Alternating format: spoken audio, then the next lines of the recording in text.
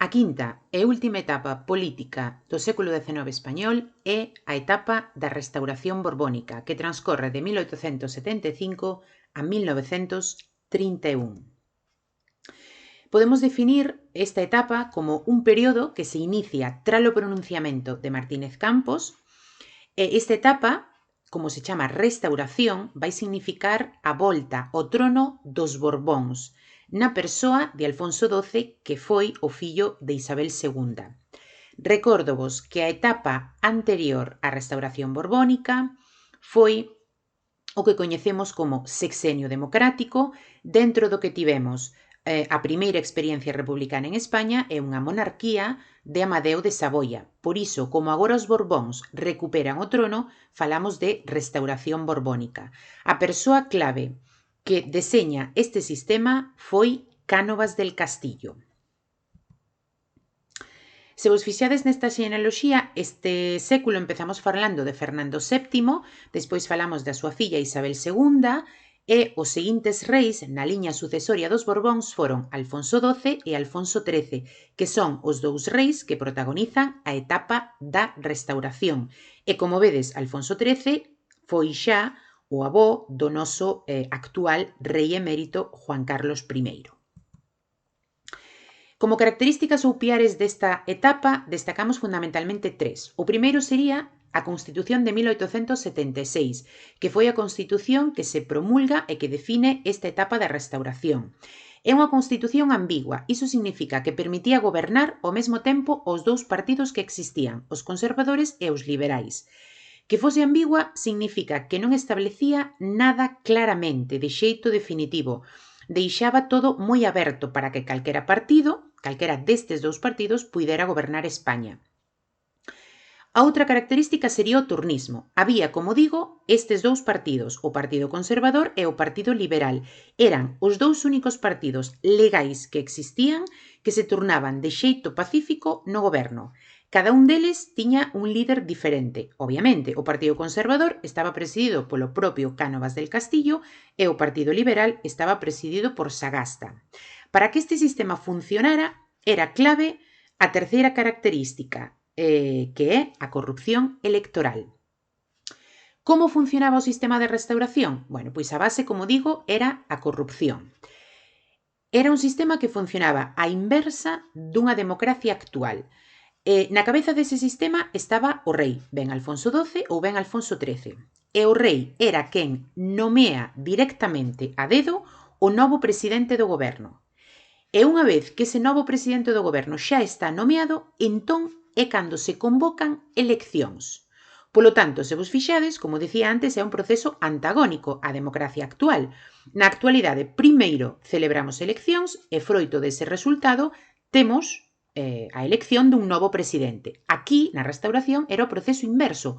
O rei decidía quen iba a ser o novo presidente, ou ben o líder do Partido Conservador ou ben o líder do Partido Liberal, e despois decidíanse eleccións. Polo tanto, cando se celebran as eleccións, xa sabemos o resultado previamente. Para que esas eleccións as gañe a persoa que xa está predeterminada, teñen que ser eleccións amañadas ou manipuladas desde o poder. E como se van manipular? Con dous mecanismos, a través do pucheirazo ou a través do caciquismo. O caciquismo, pois significaba que para manipular os votos no campo actuaban os caciques.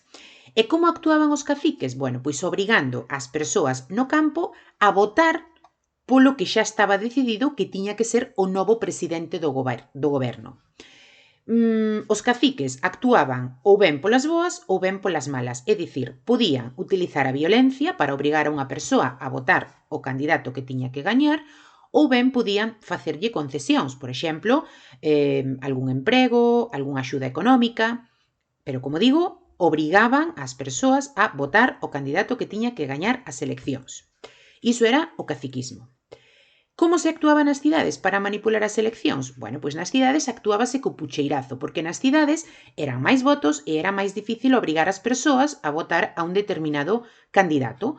Por iso, cando se sospeitaba que nun colexio electoral os votos das persoas non foran para a persoa que xa estaba decidido que ia gobernar, Entón, o que se que facía era cambiar unhas urnas por outras. Iso é o que se coñece como pucheirazo, esa substitución.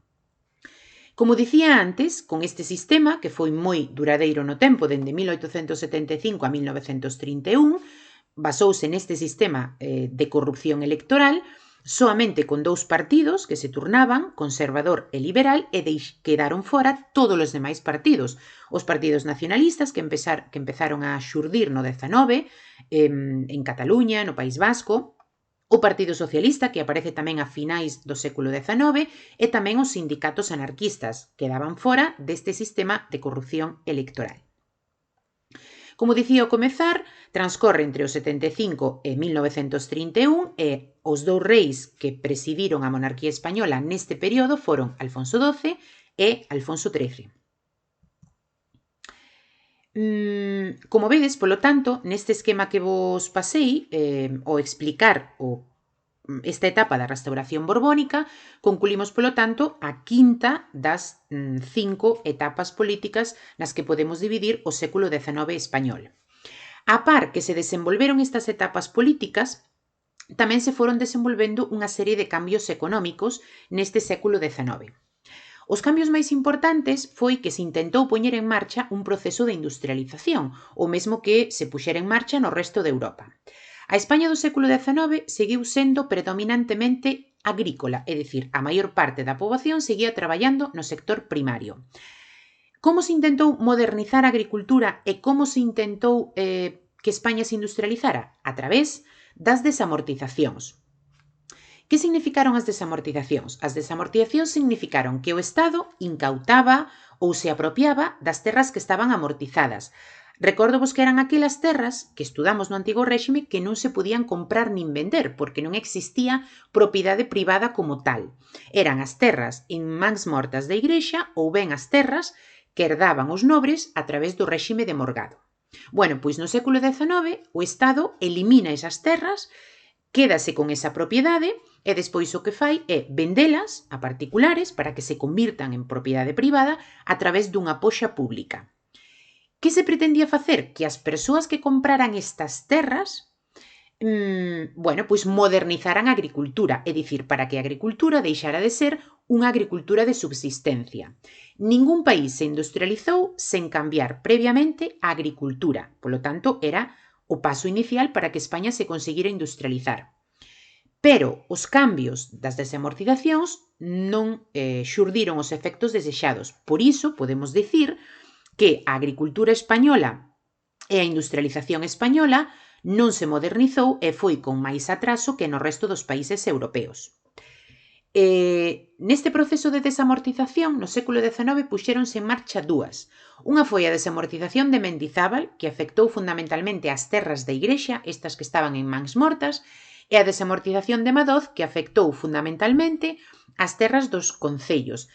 Disto falamos na clase, eran aquelas terras que os veciños dun concello, pois podían utilizar porque era unha propiedade comunal a que tiñan dereito de uso calquera veciño dun determinado concello. Pois como digo, a pesar deste intento de modernización da agricultura e da industrialización, non conseguiu os resultados esperados, vale? E por iso a industrialización foi con atraso con respecto ao resto de Europa.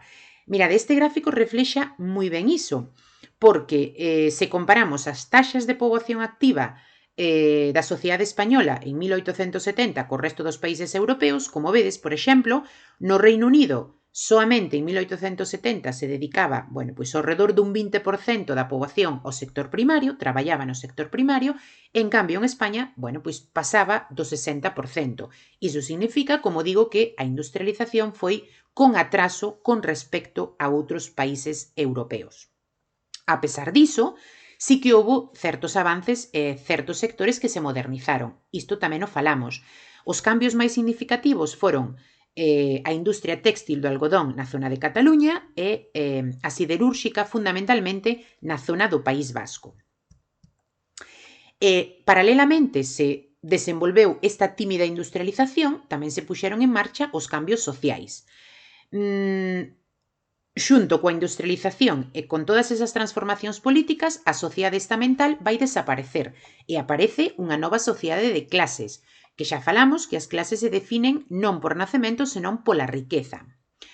E tamén, ligado á industrialización, se vai desenvolver o movemento obreiro. Obviamente, o movemento obreiro español foi máis débil que o movemento obreiro inglés, porque a industrialización española tamén foi máis lenta.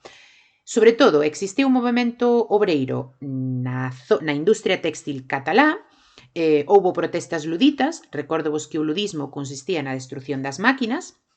A partir de que se promulgou a Constitución de 1869, que permitía por primeira vez o dereito de asociación e manifestación, bueno, pois aumentaron as folgas, as protestas, as manifestacións, e ligado a esta Constitución, bueno, pois tamén se van desenvolver as dúas ideoloxías do movemento obreiro, o anarquismo, que sobre todo en España ten éxito coa formación deste sindicato, a CNT, Confederación Nacional do Traballo, e a outra ideoloxía obreira, o socialismo, que vai significar a formación da UGT e tamén do PSOE, do Partido Socialista Obreiro Español, fundado por Pablo Iglesias no ano 1879.